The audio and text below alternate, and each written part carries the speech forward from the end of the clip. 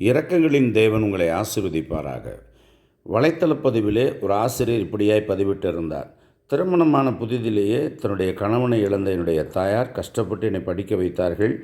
சில ஆசிரியர்களுடைய உதவியோடு கூட பள்ளி படிப்பை முடித்தேன். அதற்கு மேல் என்னால் படிக்க முடியவில்லை. ஒரு வேலையில் சேர்ந்தேன். வேலை பார்த்து கொண்டே நிறைய படிக்க ஆரம்பித்தேன். என்னோட வேலை பார்த்தவர்கள் என்னை இப்படியாய் சொன்னார்கள், நீ நல்ல நிலைக்கு வருவாய், நல்ல உயர்வுக்கு வருவாய், நல்ல வாகனங்களிலே நீ பிரயாணிப்பாய் என்று சொல்லி, அதே போலவே ஒரு அரசாங்க தேர்வை நான் எழுதி ஆசிரியர் பணியிலே சேர்ந்தேன். இப்பொழுது நான் நல்ல நிலையில் இருக்கிறேன் என்று சொல்லி அவருடைய வார்த்தையை கவனியுங்கள். ஒரு சிலர் சொன்ன நல்ல ஆசீர்வாதமான வார்த்தைகளுடைய வாழ்க்கையிலே அப்படியே நடந்தது என்று சொல்லி வேதம் சொல்லுகிறது. மரணத்தையும் ஜீவனையும் உடைய நாவின் அதிகாரத்திலே நான் வைக்கிறேன், அதன் கனியை நீங்கள் புசிப்பீர்கள் என்று சொல்லி பாருங்கள். நீங்கள் பேசுகிற ஒவ்வொரு வார்த்தையிலும் ஒரு அதிகாரம் இருக்கிறது என்பதை மறந்து விடாதீர்கள்.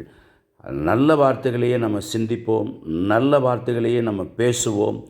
அந்த காரியம் மற்றவருடைய வாழ்க்கையில் மட்டுமல்ல, நம்முடைய வாழ்க்கையிலும் அதே ஆசீர்வாதத்தை கொண்டு வரும்.